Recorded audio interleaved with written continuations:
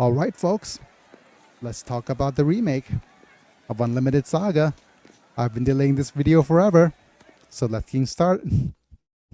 Let's start. Wonderful. Off to a great start. Let's get things started. So, back in April of 2021, Famitsu interviewed Saga series creator Akitoshi Kawazu, and it was about the successful release of SaGa Frontier Remastered. So in it, Kawazu mentioned the name of 3 other games he wishes to remaster, which is Romancing Saga, SaGa Frontier 2, and Unlimited Saga.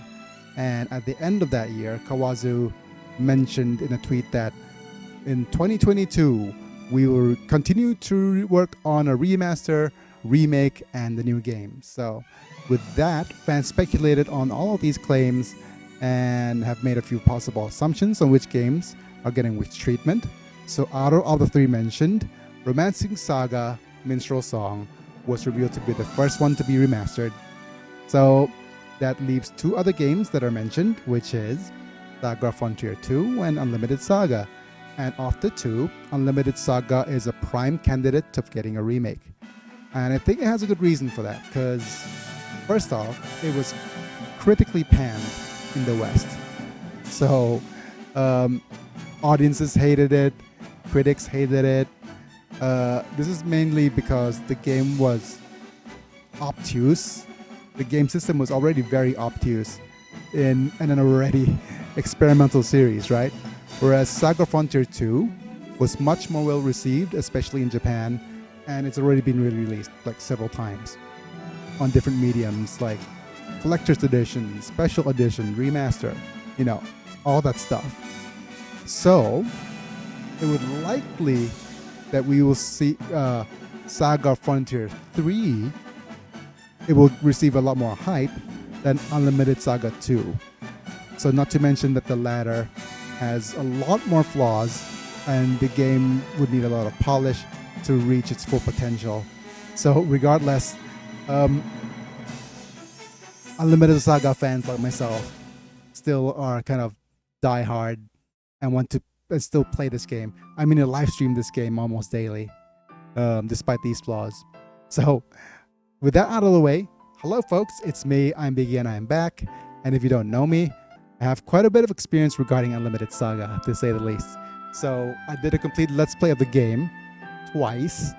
I wrote an FAQ on GameFAQs, made a tutorial series so people could try the game themselves and see if they get any enjoyment out of the game the same way I did after all these years. So I hope this is enough to qualify me as someone who could say what's good about the game and what's not, and more importantly, what I'd actually want to see in the upcoming remake.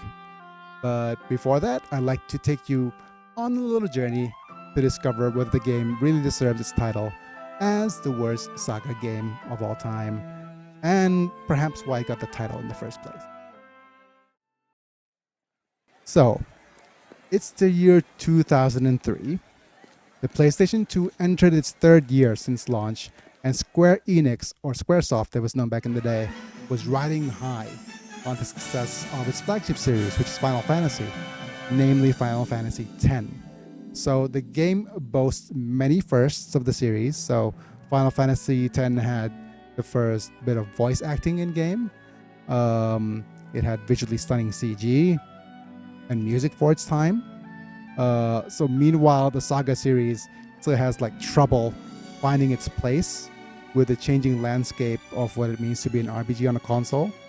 So as I mentioned before, the Saga series is like the oddball of the JRPG genre, so it's really tough to balance coming up with a unique game system and meeting the expectation of its fans. The game needs to keep players interested long enough to be invested in the game, and usually how to keep players' attention back then was through narrative or design or gameplay. That's how games get you hooked, right? And this is the major failing of Unlimited Saga. So sure, you can see the art style is here, the music is here, and you can see by the cinematics and the battle footage, the game is not lacking in graphical capability at all. So the bulk of the game, however, is spent in menus on a somewhat lackluster board game aesthetic. So even if you can call it a board game aesthetic, am I right? So in fact, Square Enix actually had such little faith in this game that it came bundled with a Final Fantasy X2 preview. Look, it's a proper preview. What can I do for you? Okay, I can't actually play this on fear of the music getting copyrighted. In fact, there were even comments at the time saying that they bought a limited SaGa just to watch the trailer. Like full price game just for the chance to actually watch that trailer. I mean, I found one for like $5 in a game store back then, back in the late 2000s, since it was so unpopular. And I imagine people rented games more back then, so it makes more sense for them to rent. Is that okay? Rent this over the weekend for a few bucks, watch the trailer, played the game to try. Didn't like it, return it. So that was probably the case. You have to actually imagine this is before YouTube, right? So being able to see a full high quality trailer of a game that you would like on a series you like is pretty mind-blowing. But the actual nail in the coffin is the fact that the game was not only one of the most complex out of all SaGa's history, but it came with no documentation or guide in English. The game got some attention in the West only after the official guide was translated from Japanese by our esteemed Ram Tieger on Game FAQs, so it revived itself out of obscurity. Thanks, Ram Tieger. It was around this time back then, around 2009, that I started recording gameplay footage to share my experience. And yeah, I've enjoyed the game, faults and all, ever since. Still, Unlimited SaGa is far from perfect, and a remake might be just what it needs to get it back in the spotlight. So in this video, I'll be talking about what changes I would want to see in the remake, and I'll divide it into 3 main categories. Things I would keep mostly the same, things I would have minor tweaks for, and things I would actually completely overhaul. But before we continue, if you do enjoy the video so far, don't forget to leave this video a like. It helps out a lot. Thanks. So let's talk about what to keep. Easiest thing, get it out of the way, the soundtrack. There's no doubt that the OST of this game is one of Hamauzu Masashi's best work. Leave things as is, please. Unless, of course, you commission him for more tracks. Yes, I want that. Definitely. Another thing I would definitely keep would be the wonderful illustrations of characters and backgrounds in towns and adventures. So if you look at this is stored in much higher resolution inside the game. This is not me like extrapolating and making it more high res. No, this was stored in a much higher resolution in game versus what the game was able to output. Even the characters sprites for these little things, as well as their sprite inside the game, like so. Really high res. You could already tell. So reusing them will be really easy. Next on the list, let's see if we could actually trigger it here. Most likely we can. Yep, thank you, Mr. Insect. I love the battle system. It's very good. The real system may look random, but it could be timed relatively easily if you have the higher level panels. As you see here, it's relatively easy to time the orange level 4 attacks, right? But it also determines action order, team formation, who tanks, who rests, what combos you use. It's really elegant. It actually lets your choices matter, even though it's actually quite simple. The UI could use an update though, so actually I'll talk about that later in the video. The next point though might be a little bit contentious, but this is probably a bit of a hot take for me. But thinking about it, I don't want to touch the blacksmithy. Look, there are plenty of good ideas regarding blacksmithy. One of them is going to be, of course, the smithing of armor. You can see here the armor is not available to smith. And I understand it makes no sense to not be able to craft armor. But in a nutshell, being able to craft armor might break the game because your characters could be too fast. They could be real tough. And they could be fast and tough super early. Like, since crafting doesn't cost any money. I'll say this then. If you do want to make changes to the blacksmithy system, it needs to be a complete overhaul. It can't be a half-hearted thing. They need to recalculate every single things that matter. They need to recalculate how weight affects things to make sure that everything's fair and balanced as things should be. Great, I just memed, didn't I?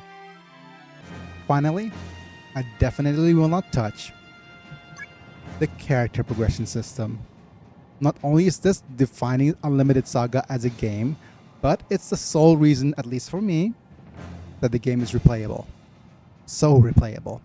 Instead of the traditional experience point system that you get in most games, the game gives you a set of panels of various different levels that you could then place on your character at the end of adventures. And these things not only improve your stats, but also it determines what skills your characters can use.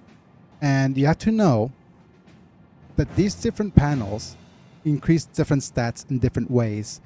Different panels sometimes have elemental alignment, some of them have ability alignment. So you need to know which is which. Not only that, you have what's called panel bonuses. Panel bonuses happens when you put panels in a certain formation, like in a line or together in a joint panel, giving a bunch of earth and skill bonuses for this particular character. If you actually watch any of my playthroughs at all, you'd know. Half of the playtime is me spent on making most of the random panels I get at the end of adventures. It's just me sitting and looking at panels and say, okay, this could actually work, but this might, other panel might show up later. I need to farm for this panel. I need to actually look for that.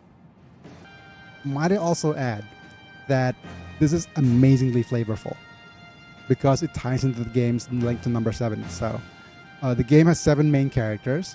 You could pick up to 7 party members, and the panel system uses, count them, 1, 2, 3, 4, 5, 6, 7 panels.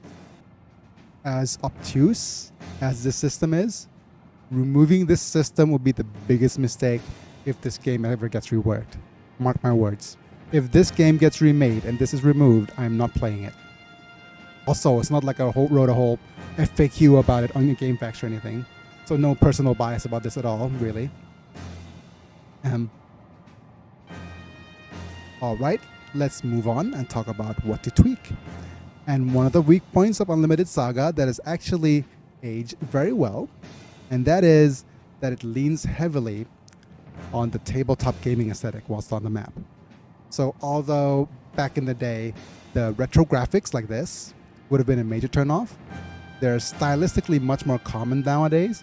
So if you see Octopath, Live-A-Leave, Voice of Cards, all good examples of where things like 2.5D, the new Star Ocean game maybe, 2.5D is a thing, 2D sprites on 3D environments, relatively cool looking. But I would actually lean heavier into the board game aesthetic. So upgrade the look so it looks like an actual tabletop. Maybe change from this little sprite here into a more detailed pewter figure of characters on maybe a simulated tabletop. And maybe instead of moving them in 8 directions, move them in 6 directions on maybe a hex-like grid. Like not small hex-like grids like you see in Gloomhaven and other tactical RPGs of the sort, but maybe on a larger grid that's a hex grid to keep the game thematically consistent. So that'll be cool. The other thing that needs tweaking are generally quality of life stuff. Fixing for managing towns and adventures and battles. These are actually very crucial fixes, but it has a lot of minor details. So unless you want to hear me list every single thing I can think of, I'm going to list out the main points. So, let's talk about my biggest gripe in the game.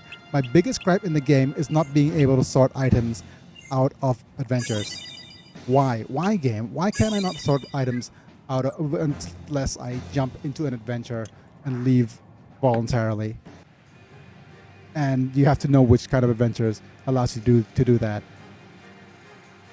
And that includes items that are available in shops as well. So now the items that are in the shops will be actually in order of the things that I sorted.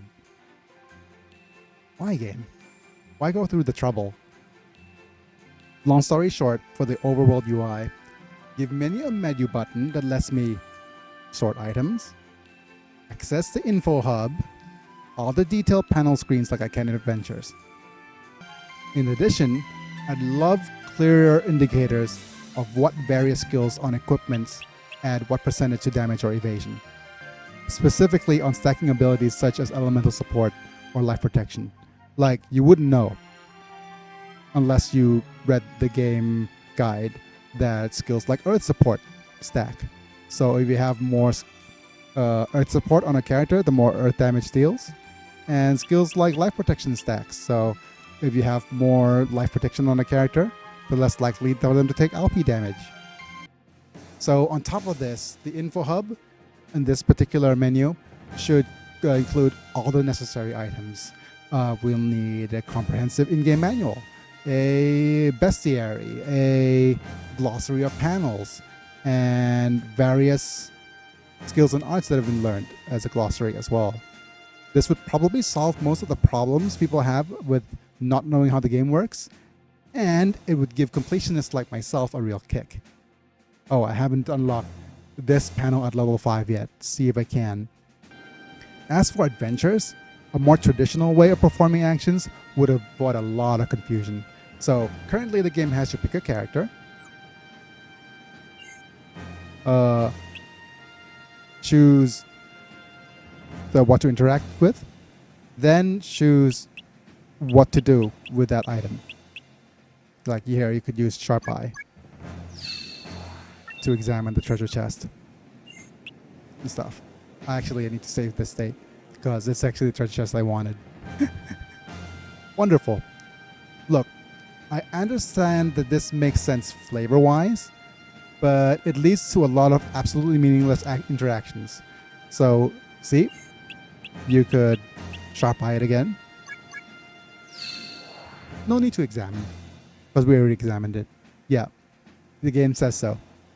Therefore, instead of going character, then target, then action, why not do the actual obvious thing and select the target first, then show which actions we can do with it, then choose which character can perform it. So, imagine this. You're playing Ruby's Adventure when you happen upon a treasure chest. You select the chest and a small menu pops up with the choice of open, with a little red warning to say that you shouldn't open it, fortune teller, and a few grayed out options. Some are going to be revealed, like Sharp Eye, and some of them are going to have like question marks, right?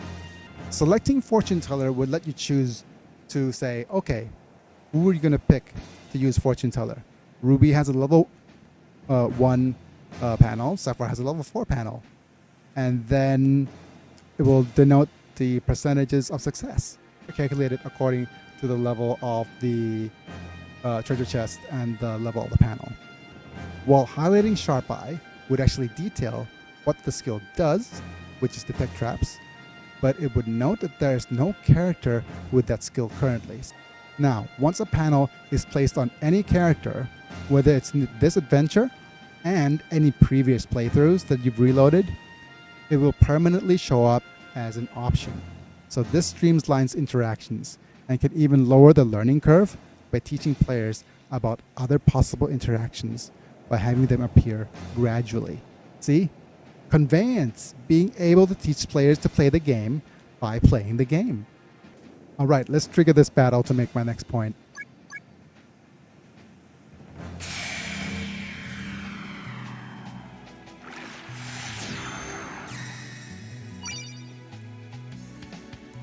The next bit of tweaking I would actually make is some small changes to the battle UI. As you can see here, battling is pretty cool as is, but let's say I'm gonna pick up 2 instances of boulders and Aegis Shield. You won't be able to tell which skill's targeting what, or who is targeting, or which one of these is the Aegis Shield. Oh, I've forgotten. So it'd be real helpful to be able to say, add a description of what various arts do in battle, and a more detailed status screen showing what active buffs there are. So if I use Aegis Shield like so, at the very least have an icon or something over here to show that this guy has Aegis Shield procced. Because as I've recently learned, Aegis Shield also show up across multiple different battles. And, you know, show indicators who's targeting which actions, each target with what actions will help. Because once an enemy is defeated, the target changes, but we don't know where the target changes to. Alright, one final tweak that the game might need, not because of the fault of the game itself, but how RPGs as a genre has evolved.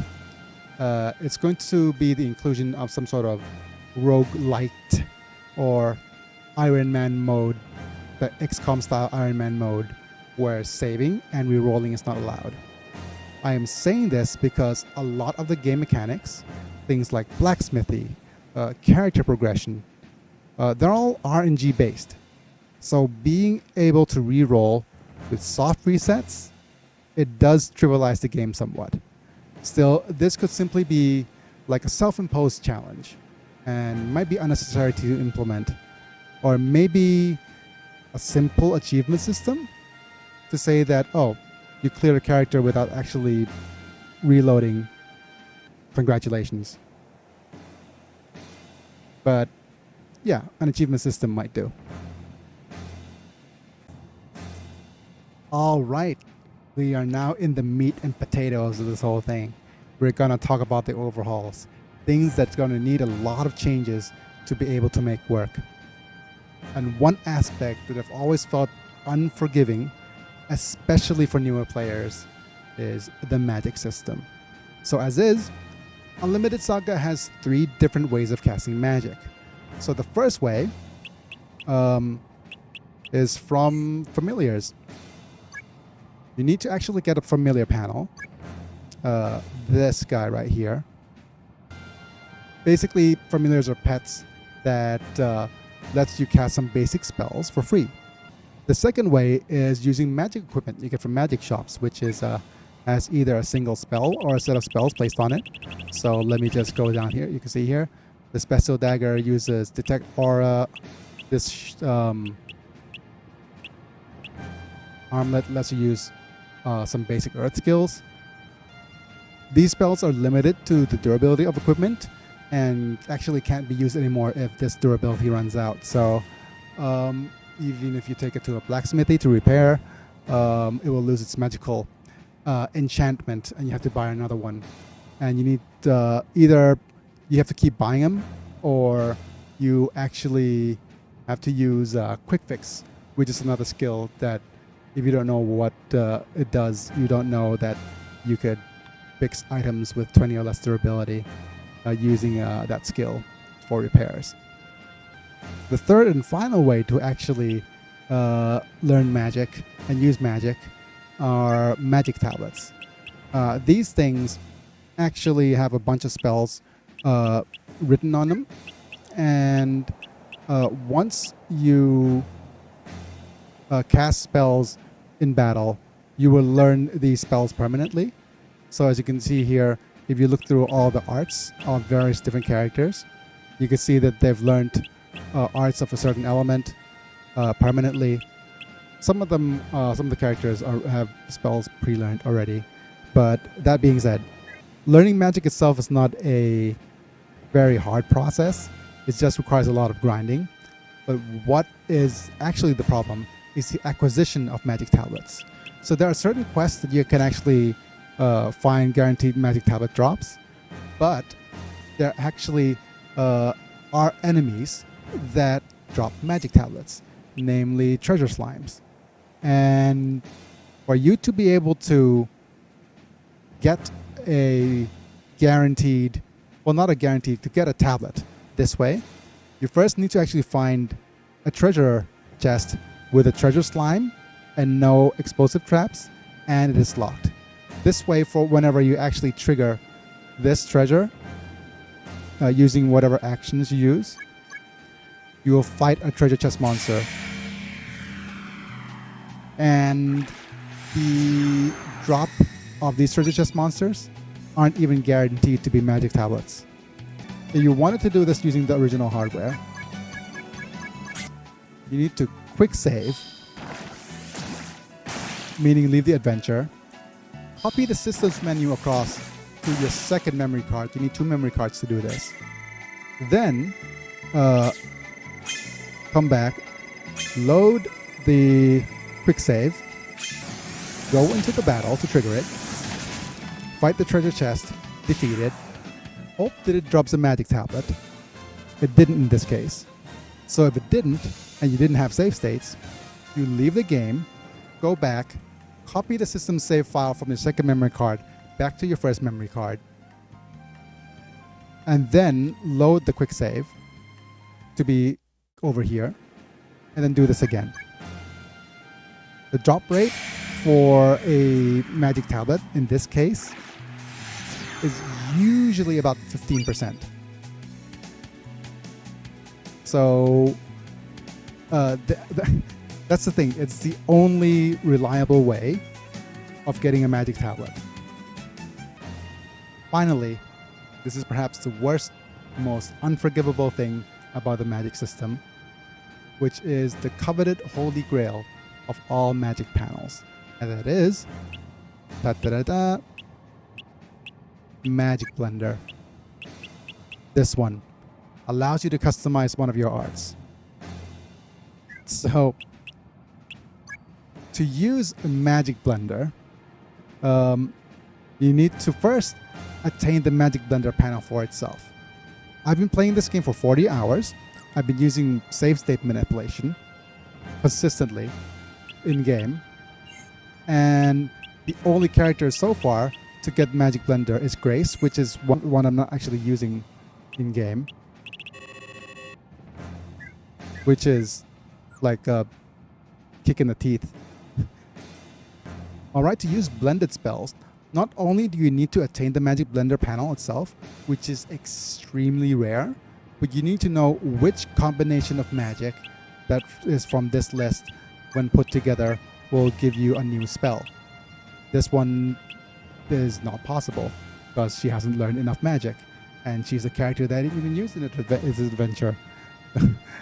And I am so angry that the Magic Blender showed up on a character I didn't use. Of course, because of course it does. So you also need to know which combination of magic to be able to blend these game-breaking hidden spells, and you often need to learn those spells from very specific rare tablets as well. Usually you need a combination of either 1 or 2 level 4 tablets of a specific element. Not only is this extremely time consuming, the amount of RNG involved to get there is completely ridiculous. And this is just the tip of the iceberg when it comes to magic. And there are other problems too, such as spells being completely useless, and there's an imbalance in the elements, and it's probably best left for a more in-depth video.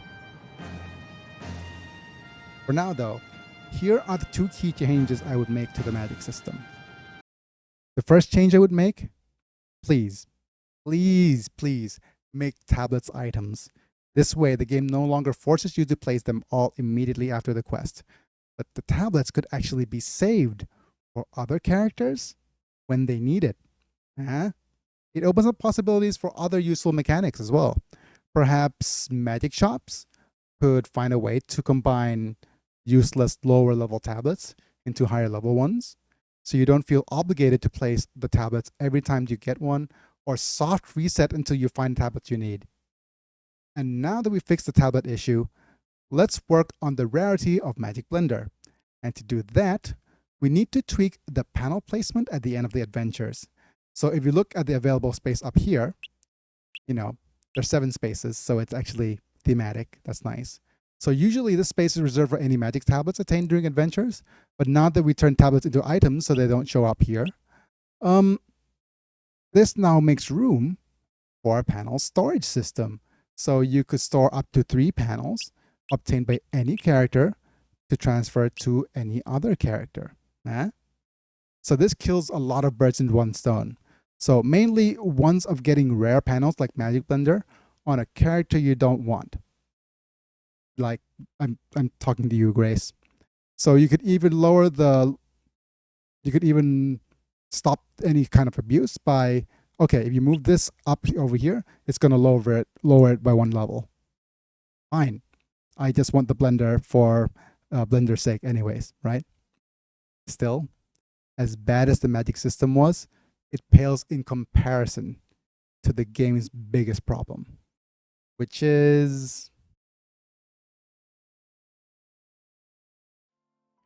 in my opinion, while gameplay and character progression is the core of any good RPG, it is the story that impacts us and keeps us invested. And where Unlimited SaGa fails is not in its lack of lore, but in how that lore is conveyed to the player. Basically how the story is told. So you might not even know this, but there's an incredible amount of lore in this game. So much so that it requires its own video. But in spite this, the game fails to convey this to us, both at a large world building level and at a smaller scale between characters. In fact, a lot of it isn't even told within the game. You actually have to read it from the Japanese exclusive guidebook. What happened here? What was the game's approach to the storytelling, and why didn't it work, and what could have been done? All right, let's head into Myth's adventure to check it out. Unlimited SaGa. Look, I just woke up. Leave me alone. Sorry, Myth. I actually have to use you as an example here. Well, Unlimited SaGa takes a minimalist approach to giving characters text over static sprites with voice lines sprinkled in between. See? Just background. Yep. Sprite. Sprite, text, speech bubbles, comic-like. People who usually speak of Fugar like a pest of the town kiss up to him at times like this. Well, I guess I'm one of them. Yep, whatever. But yeah, really minimalist approach. It's not unlike a visual novel. Nothing wrong with visual novels. Actually, visual novels are amazing mediums for storytelling if it's done very well. So the game, however, fails at this by having only a single sprite per character. Just one sprite per character. A few have 2 though. And they have actually no other ways for characters to convey emotions, except there were voiceovers and cutscenes. So this left the game with very little room to develop characters, or get us emotionally invested, or set up a satisfying ending. And most endings, spoiler alert, also very lackluster. Usually it's just some voice lines read over a few stacked images instead of what you expect from endings of games of this caliber, which is maybe a big video at the very least, or animation, a cutscene. Yeah, this just laugh at the way Fugar just popped up in the middle between these two. It's like he's been hiding on the floor all this time. So this in turn negatively affects the world building. In any game, you expect to go on a journey, and in that process, learn about the game's world, by how it impacts your character, and perhaps more importantly, how your characters impact the world in return. Because the endings were so abrupt, you are often left with the feeling that your adventures did very little. It was just an adventure. Not a lot of things changed in the world at all.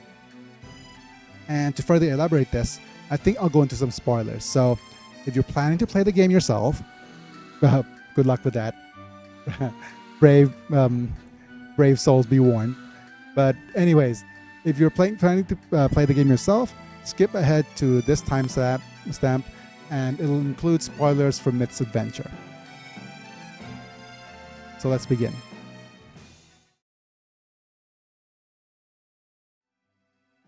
In the official guidebooks, it is stated that there are multiple realities, and the game does hint at this through gameplay.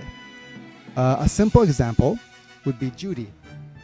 In Laura's quest, she appears in Wanda, alone, still looking for her mother, whilst in her own adventure, she would have already met most of her family members by the time she got to Wanda. Laura also appears in Myth's adventure, pawning off the blade of SaGa, which was central to her plot. Then these inconsistencies would not be possible unless each playable character exists in different realities, and the Festival of Regina Leone acts as a nexus point where all of them collide. And as cool as this sounds, the game doesn't do much about it on any level, at the character level, or the world level, or the multiversal level. So let's use Myth right here as an example. So in his quest, he falls in love with this painting of a girl and then sets out on an adventure to look for her. I didn't even hear my mentor's voice. My eyes were fixed on the girl in the photograph.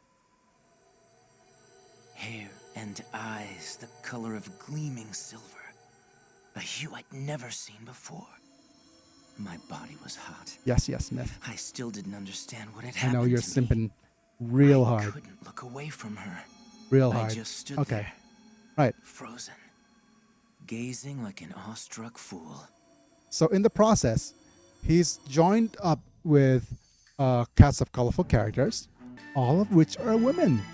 That would have been fun, and it would have been interesting if it was told properly. But even though meeting each of them was essential to furthering the plot, the game does very little to explain why they stuck around, although it's kind of insinuated that they find him attractive and want to see his workshop, if you know what I mean. Anyways, long story short, that's what she said. He finds out that the picture is thousands of years old, is heartbroken, goes on a wild goose chase based on a rumor that a similar looking girl is somewhere in Bath Zone from one of his clients, actually finds her, finds out that she's part of an ancient race of super people who sees normal humans as no different from a dog, and he still simps for her so bad that he had to take her quest to kill the supreme undead overlord that rules over the world, then the chaos ruling over the multiverse itself, only to be shot down by her regardless. And at the end of his quest, he builds a plane. So that's cool. As you can see, the premise is promising, but the game didn't do enough to get us invested.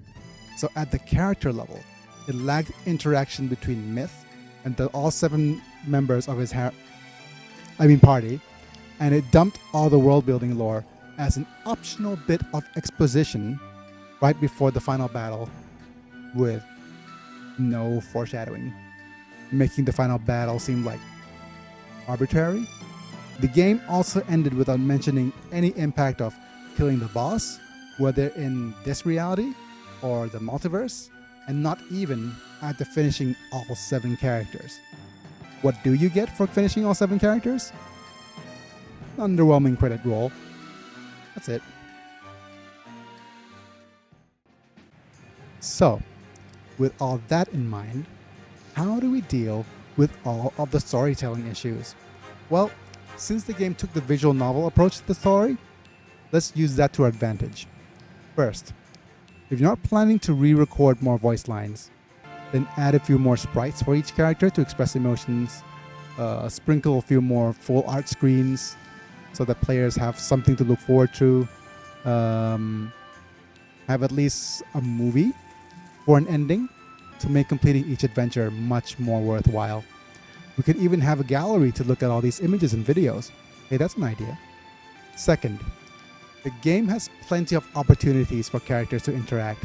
Each town already has a place in the inn for characters to actually go and have a chat in the information or the bar.